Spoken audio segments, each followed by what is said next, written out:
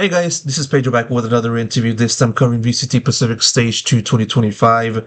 My guest at this time is none other than mCe, the assistant coach of Global Esports, who are coming off of a victory over RRQ at the start of their run in said stage and in said time frame. And so, mCe, thank you so much for the opportunity and congrats on the W. Massive way to start off the stage, especially with a victory over the reigning champs in your back pocket. And so just want to ask about that first and foremost. How are you feeling? How good does it must feel? And how important is this for just the start to the stage? I mean, we like last stage, we didn't do very well. So we're coming in with minimal points. So like every single win and everything matters to us. If our goal is to, make playoffs, challenge for champions and things like that, we need to, win day in and day out to give ourselves the best chance. So like we have our work cut out for us this stage, and obviously starting the season off or the second stage off rather with a win over last season's champs is it's a pretty fantastic way to start. For sure, it definitely boosts the confidence for you guys going forward onto this. And like, just diving into the match real quick. Obviously, you guys were able to finish this with a 2-0, and also like finally, I think you guys are the first ones to use corrode in the map. I might be wrong. You can kind of like elaborate on that. But want to ask Mhm. you about the map. I mean, do you guys feel like you guys are now comfortable just using it, and also like the composition of a duelist? Just want to ask you for the idea behind that. We kind of experimented with a couple different things, and Corrode's new, so a lot of teams are playing, a bunch of stuff. You're starting to see more similarities as teams get better and better. They start to go kind of into a meta or agent composition that's more normal. Nobody's quite gone our way yet, but maybe we can show that it is strong. It's a different option than what people are playing. I do think we were maybe the second game in Pacific, if not more though, because Jinji and DRX played Corrode as well, and they play the Sage as well, which is really, really good on the map. So they're playing more of the what I would say traditional meta will be on the map, where it's like the Omen Viper. In that aspect, I feel like we have seen compositions all over the place on the map, but I think that's kind of what everything's going to go into. And that's definitely one of the more common pairings we've seen, around the world so far on the map. Would it be fair to say that you guys are settled into the double duelist, or is it still like in the air?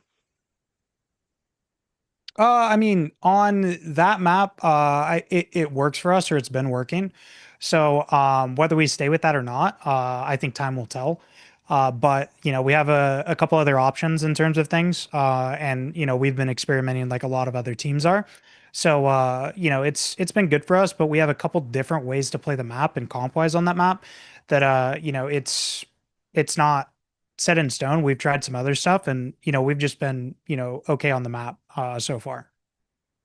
Of course, I want to also ask for your perspective and your view on RRQ and what they showed on the server to you guys, and obviously them moving on from Masters Toronto and then having to like work through a meta, which is kind of in the same position as you guys are, but like when it came to the time to play them at this moment in time, what did you see in them? What were the things that they showed to you that stood out? And that you felt that like you guys could exploit. Yeah, I mean they're a really strong team. Obviously, they won stage one last stage. They went to Toronto. They went to EWC, so they've been playing. The EWC thing definitely was unfortunate timing wise for them. I definitely think we benefited from losing to DRX and not qualifying, as unfortunate and shitty as that was.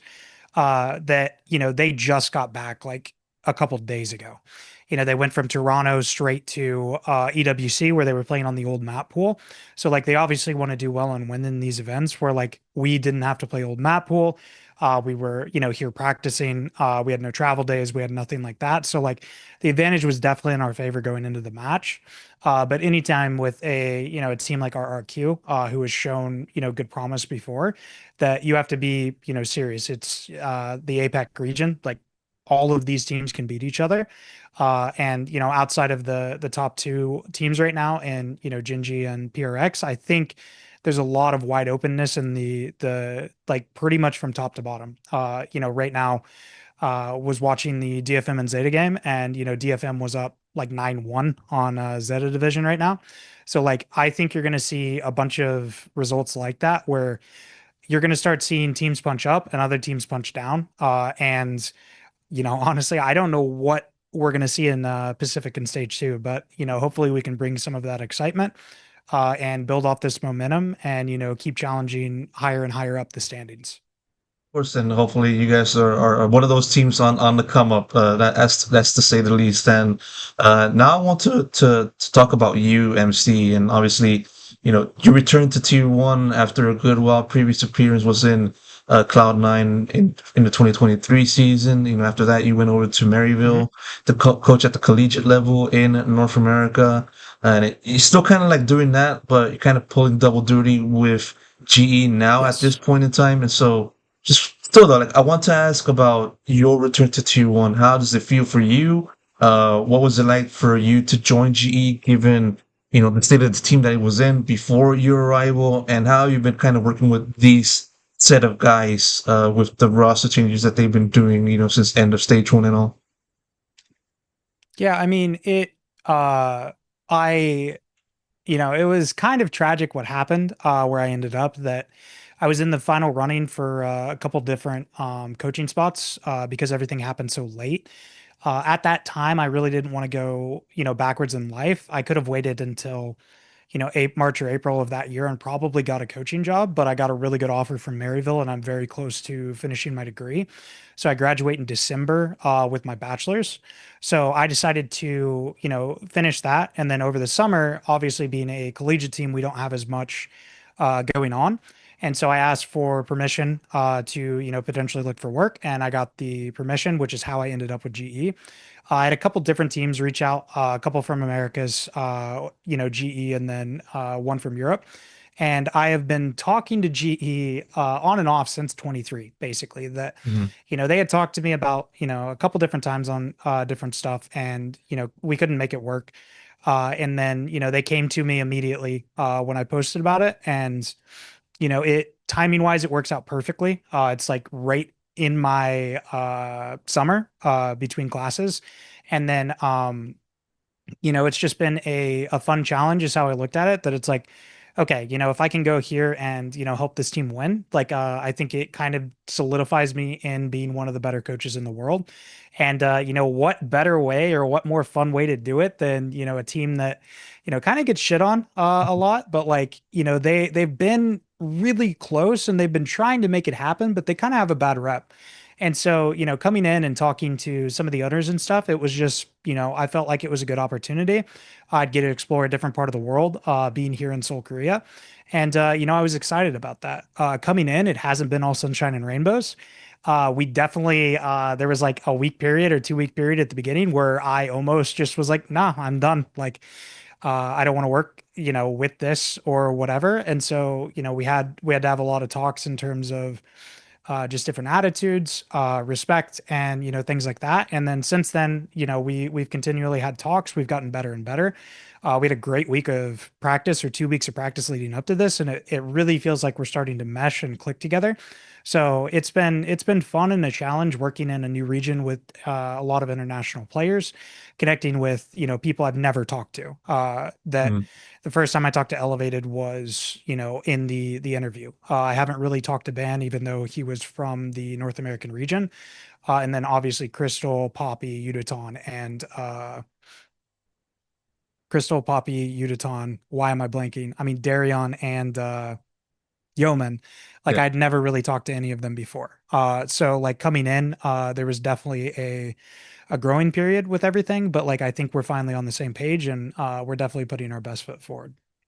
No, for sure. I mean, it is definitely great to see, yourself lead the team as an assistant and having to, build a team essentially from scratch, I would say, and then, moving into stage two and then winning RRQ, and hopefully the rest of the momentum can continue into next match and then after that and so on and so forth. And so I'd like to ask you more questions, but I'm getting those pings to wrap up. So I'm going to have to do exactly that, MC. Still, though, thank you so much for the opportunity, for the answers and all of that insight. And of course, best of luck goes to you going forward. Thank you so much, Pedro. To end the interview, can I get a GE fighting? I'm neutral, man. I can't. I'm a journalist. I can't do that. Oh, come on. All All right. right. Well, we'll give you a GE fighting then to end the interview. So GE fighting. Thank you very much, man.